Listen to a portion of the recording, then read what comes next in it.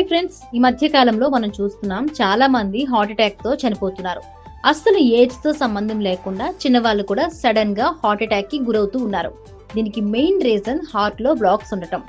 ఇప్పటి వరకు heart blocks కి బైపాస్ సర్జరీ, స్టంట్ ఇలాంటి మెథడ్సే ఉండేవి. కానీ ఇప్పుడు వితౌట్ సర్జరీతో మన హార్ట్ లో ఎన్ని బ్లాక్స్ ఉన్నా క్లియర్ చేసుకోవచ్చు. యుఎస్ FDA అప్రూవ్ చేసిన ఈసిపి అనే ఒక కొత్త టెక్నాలజీతో అది కూడా చాలా తక్కువ అమౌంట్ తో హాస్పిటల్ అడ్మిషన్ లేకుండా మనం నయం చేసుకోవచ్చు. నా పేరు గోల్కొండ సుభాష్. నా ఏజ్ 73. నేను యోగా, వాకింగ్ అన్ని చేసుకుంటుంటాను. అయితే ఒకసారి వాకింగ్ లో కూడా నాకు అలసట వచ్చి కొద్ది దూరంలో కూర్చోవడం జరిగింది. అప్పుడే ఇమీడియట్ గా మా అబ్బాయి డాక్టర్ దగ్గరికి వెళ్ళాను. ఆయన చూపించాడు. పెద్ద సిటీలో పెద్ద హాస్పిటల్ పంపించి ఎంజియోగ్రామ్ చేయించిండు. ఆ టెస్ట్ అయిన తర్వాత పెద్ద హాస్పిటల్ పంపించిండు. బైపాస్ కంపల్సరీ అని చెప్పిండు. పండగ తర్వాత పోదామని ఊరుకున్నాం. తర్వాత అంతకే మా అబ్బాయి వాళ్ళంతా ట్రై చేసి బైపాస్ ఏం అవసరం లేదు, ఈసిపి అనే ట్రీట్మెంట్ ఉంది, సిటీలో చాలా వచ్చినాయి అని చెప్పిండ్రు. మేము 2-3 దగ్గరికి వెళ్ళాము. ఆ తర్వాత డాక్టర్ అనంత నారాయణ గారు మాకు పరిచయం అయింది. ఆయన మాటలు మాకు అర్థమైంది. ఆయన ట్రీట్మెంట్ చేయించుకున్నాను. నేను ఈసిపి కంప్రెషర్ చేయించుకుంటూ ఫుడ్ కంట్రోల్ చేయించిన 35 days అట్లా ట్రీట్మెంట్ అయ్యింది. 35 days తర్వాత నేను వెయిట్ తగ్గిన, ఆరోగ్యం బాగైంది, అన్ని విధాలా నాకు బాగుంది. ఇప్పుడు నేను చేయించుకొని 4-5 నెలలు అవుతుంది.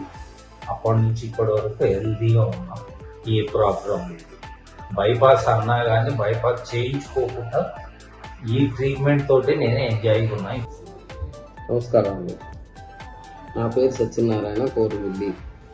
నాకు 2021 జూన్ 28ని ఓపెన్ సర్జరీ చేయడం జరిగింది.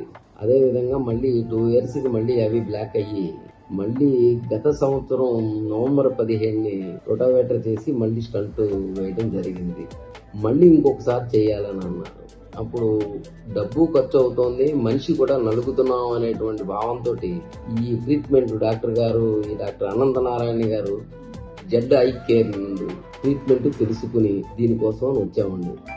సరే చూద్దామనే ఉద్దేశంతో ఈ ట్రీట్మెంట్కి ఫాలో అయ్యాం.